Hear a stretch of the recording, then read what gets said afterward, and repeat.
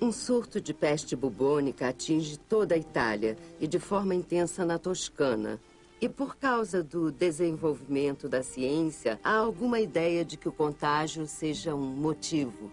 Então, há tentativas do Grande-Duque da Toscana, que é um sistema de governo bem centralizado, de fazer quarentenas, quase sempre considerando desumano interditar as casas das pessoas. Vamos fechar essa casa. Os governantes da Toscana não conseguiam se decidir se confiavam na quarentena ou no poder da oração.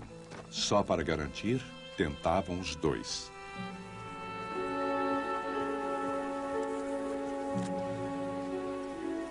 Uma procissão da Madonna de Impruneta pela cidade é uma forma de invocar o auxílio divino e, é claro, de ter uma procissão religiosa que, de certo modo, milita contra o efeito da quarentena. Espera-se que a fé supere o que parece uma lei da natureza. O magistrado da saúde pública pediu o auxílio do convento de Maria Celeste. Rezar para o resto do mundo realmente tinha importância. E as freiras sabiam disso. E, na verdade, durante a peste, elas tinham a função específica de orar 2 de cada vez durante 40 dias ininterruptos. E essa era considerada uma das intervenções mais ativas que podiam ser feitas contra a peste. Maria Celeste se preocupava com seu pai ancião. Como boticária do convento, ela preparou uma medicação para ele, esperando defendê-lo da infecção. Tenha fé nesse remédio, senhor. Ele é feito com mel. Tome uma vez de manhã uma dose do tamanho aproximado de uma noz, seguida de um gole de vinho grego. O magistrado da saúde alega que ele dá uma defesa maravilhosa. Por favor, use toda a cautela possível para se defender do perigo. Lavar os lençóis em vinagre fervente era visto como uma medida de defesa, embora ninguém soubesse o motivo. O isolamento das freiras no claustro tornou-se um benefício e a infecção não as atingiu. Na primavera seguinte, a epidemia tinha subsistido o suficiente para limitar a comunicação com o resto da Itália. Durante meses, Galileu não soube nada dos censores romanos. Será que seu manuscrito havia se perdido na quarentena? Seu trabalho teria sido roubado? O censor florentino tinha endossado o livro, mas Galileu precisava da aprovação de Roma. O padre me contou mais de uma vez que lhe vieram lágrimas aos olhos enquanto ele lia. E reconheceu que deviam me implorar para publicar um livro desses. Enquanto isso, ele fica de lado. E a minha vida se desperdiça.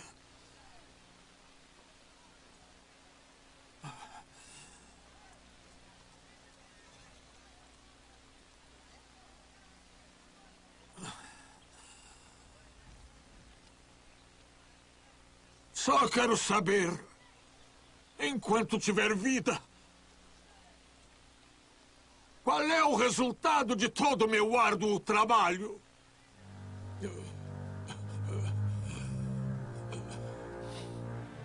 Enquanto Galileu esperava, as cópias do seu diálogo passavam em silêncio entre os poderosos clérigos de Roma. Mas, curiosamente, o maior admirador de Galileu, o Papa, talvez nem tenha lido os diálogos. Em vez disso, Urbano VIII ouviu rumores. Rumores de que Galileu tinha posto suas palavras na boca de um tolo. Rumores de que Galileu não tinha escrito um discurso científico, mas uma sátira literária. O que Galileu fez foi escrever um grande trabalho de literatura. Ele o escreveu como um diálogo para ser um trabalho científico, mas também literário. E esperava que o mais culto, cosmopolita e progressista dos papas apreciasse, talvez esquecendo temporariamente que no fim dessa linda produção retórica havia uma uma ofensa, digamos, um tanto grave.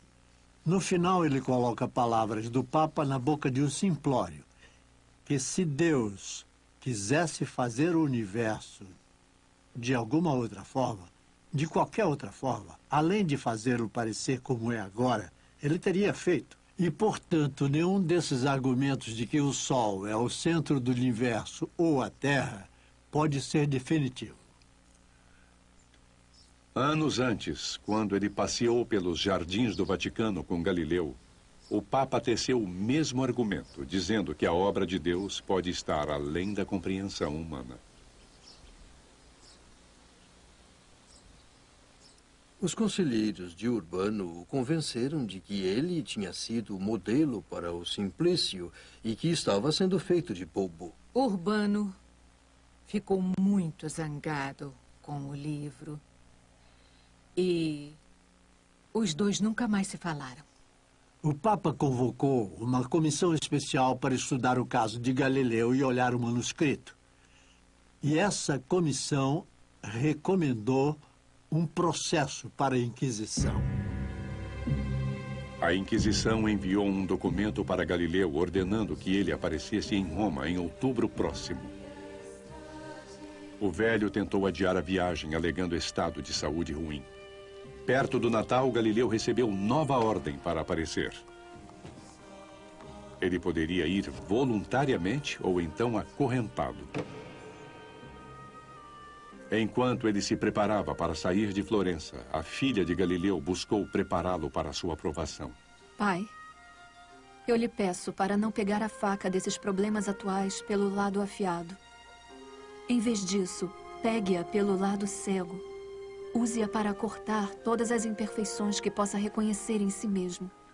E chegue à consciência da vaidade e da falácia de todas as coisas terrenas. Em Roma, Galileu mais uma vez pôde ver o Vaticano das janelas da Embaixada da Toscana. Mas durante meses, suas intimações para a Inquisição não apareceram. A ordem de julgamento finalmente chegou em abril. Como a maioria desses procedimentos, o de Galileu foi conduzido com estrita formalidade e perfeita civilidade.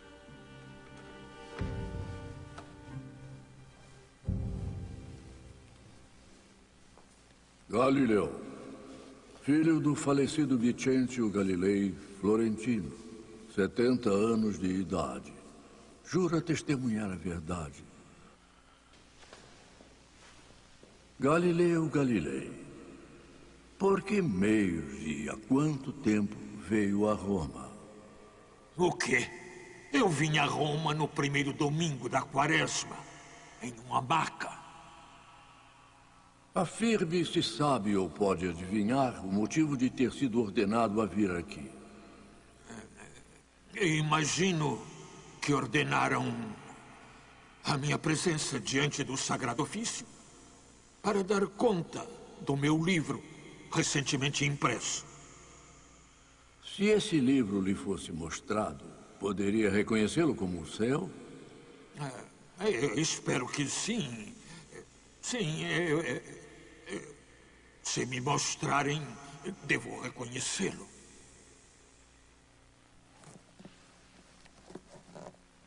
Foi mostrado a ele um livro impresso em Florença no ano de 1632, com o título de Diálogo de Galileu Galilei, etc.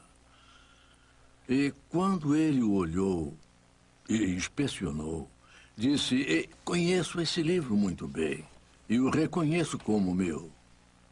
E reconheço tudo o que ele contém, como tendo sido escrito por mim.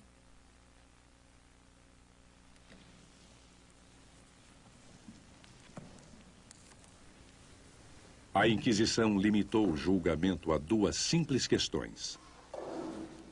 O falecido cardeal Bellarmino proibiu Galileu de defender Copérnico quando os dois se encontraram 16 anos antes? E Galileu violou o mandado do cardeal escrevendo esse diálogo?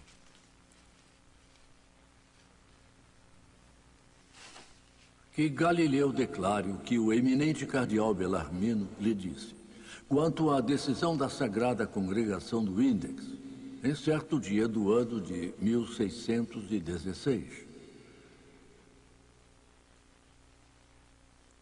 O senhor cardeal Bellarmino me informou que a opinião da estabilidade do Sol e do movimento da Terra foi considerada repugnante para a Sagrada Escritura. Eu acredito que o cardeal me notificou que era possível ter a opinião, hipoteticamente, como Copérnico fez. Pode explicar o que tem em seu livro, que se imagina que tenha sido o motivo para a ordem de ele aparecer diante de nós? Bem, quando eu estava escrevendo o diálogo, não o fiz porque defendia que a doutrina de Copérnico fosse verdadeira. Em vez disso, apresentei os motivos astronômicos que poderiam ser adiantados em cada lado do debate. E tentei mostrar que nenhum lado do argumento tem força conclusiva que favoreça uma opinião à outra. Eu não defendo, e desde a determinação do cardeal Bellarmino, não tenho defendido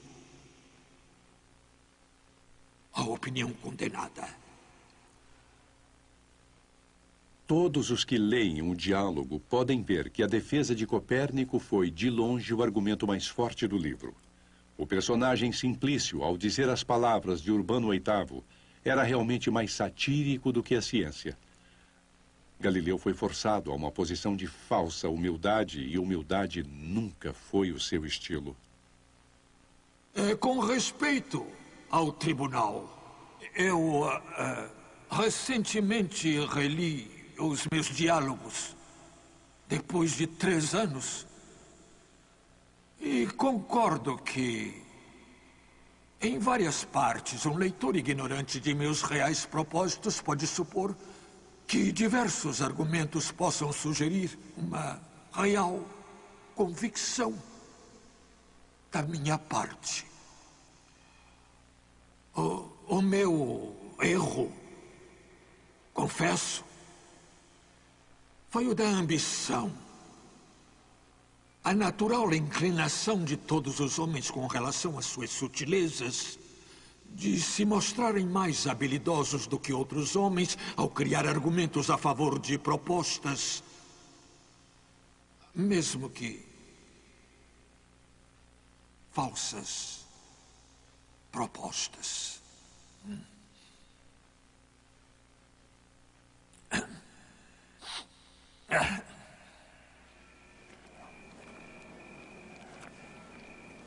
Galileu foi encarcerado em uma pequena sala no Palácio da Inquisição.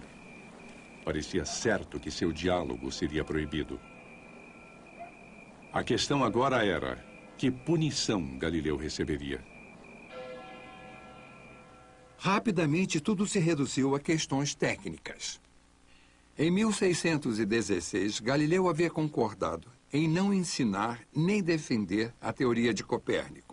A acusação era que ele havia violado esse acordo. E Galileu disse: não, eu não violei o acordo. Se o observarem quando lerem o final do livro, vão ver que concluo a favor da igreja.